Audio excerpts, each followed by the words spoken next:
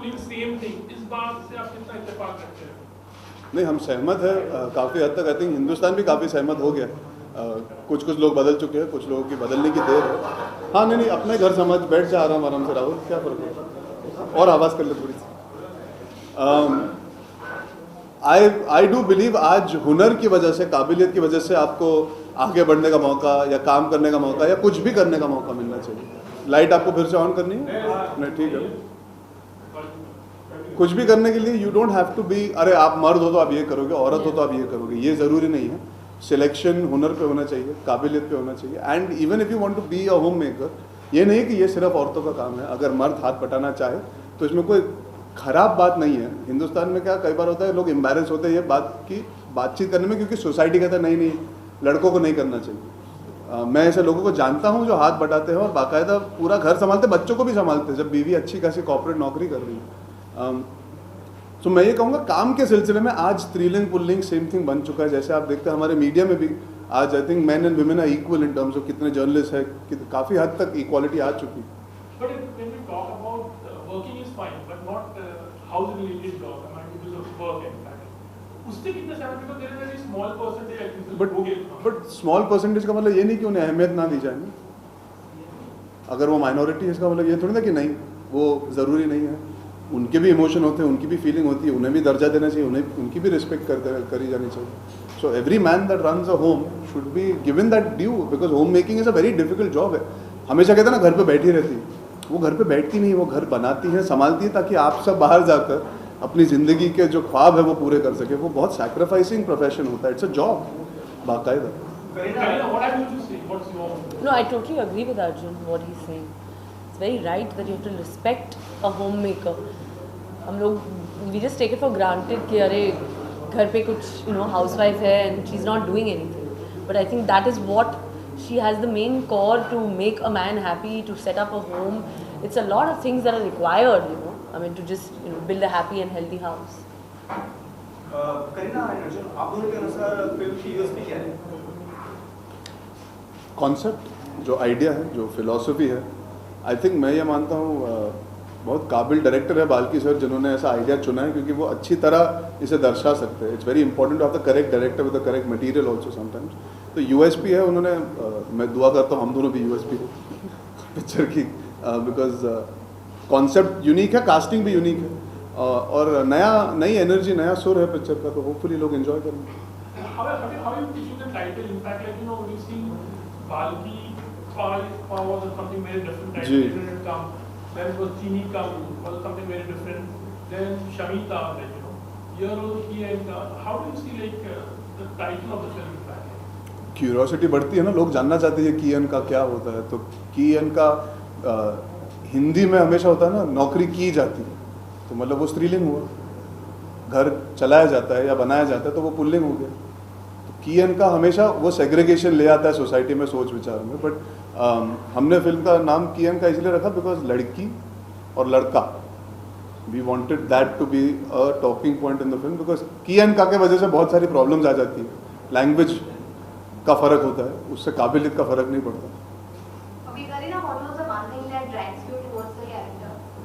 मेरे साथ काम करना चाहती थी। हाँ नहीं, I think that of course जब मैंने कहानी सुनी तो I didn't even wait to the end of the second half. मैंने इंटरमिशन में ही कह दिया कि I am doing the film because it was such a different concept, such a novel concept. पहली बार ऐसे subject I think Indian screen पे ही आ रहा है, तो of course I jumped at the role. आपने जब पहले ये वाली कहानी सुनी तो पहला रिएक्शन क्या था? यही तो मैंने कहा कि I jumped at the role because it was so interesting, इतनी अलग कॉन्सेप्ट थी, कभी बड़े पर्दे पर दिखा नहीं। यार मैंने तो 2 लाइनें सुनी, मैंने पूछ लिया बाल्की सर से कितने बजे आना है शूटिंग पे। हमने आपको हमेशा एक्शन करते हुए देखा है। नहीं, अच्छा आपने 2 स्टेज नहीं देखी होगी। वो भी देखा है नहीं, अच्छा आपने 2 स्टेज तो बिल्कुल नहीं देखी है।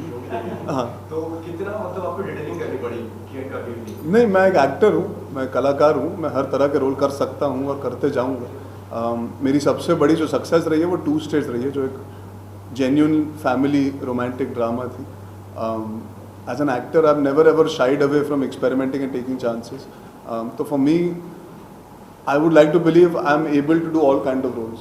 एक्शन की इमेजरी होगी, पर बाकायदा मेरी सबसे सक्सेसफुल फिल्म तो रोमांटिक पिक्चर है, तो कहीं ना कहीं ऑडियंस आई थिंक फिल्म को पसंद करती है, ना कि आपके इमेज को.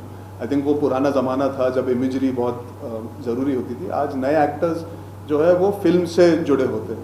फिल्म आज प्रायोरिटी ले चुकी है.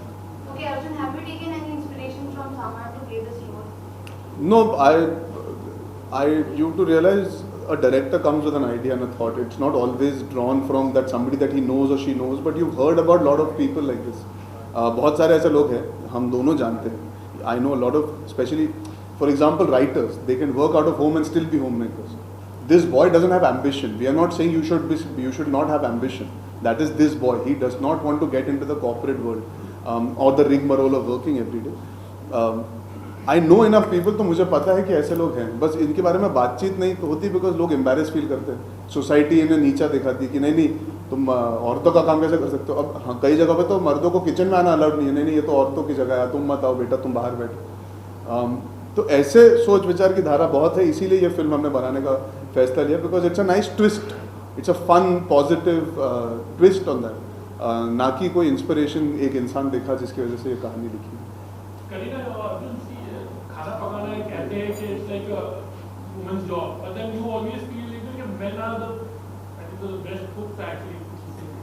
You agree to that? I think so. सब अलग अलग चीज़ें. शेफ्स जो बाकायदा होटल्स में होते हैं वो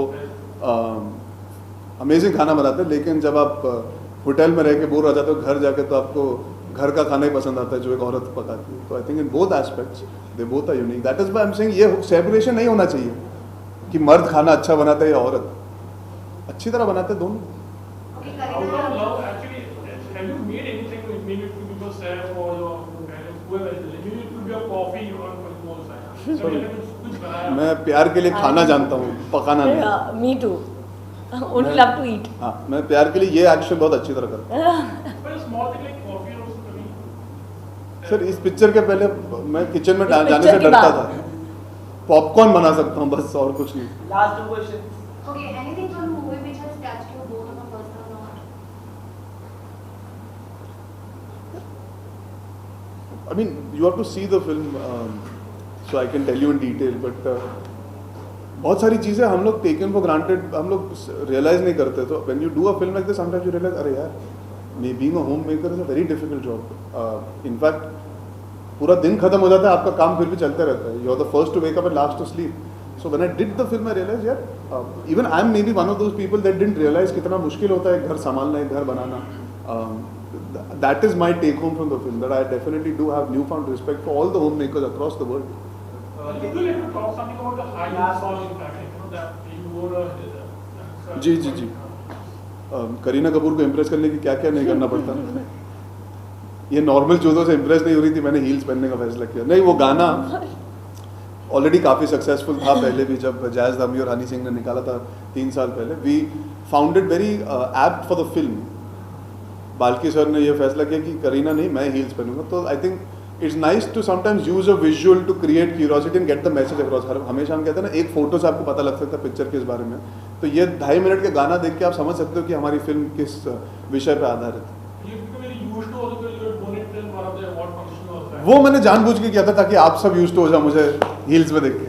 मैं तो यूज टू हो चुका था, बट मैं चाहता था कि सारे जो लोग हैं जो मुझे देख रहे हैं, they should not find it shocking when they see the song come out. तो I think it was an, I did it in fun. I just thought हमेशा औरतें हाई हील्स पहन के जाती है ना, तो इस बार मर्द कर दे रहे. Thank you guys. Thank you. Thank you.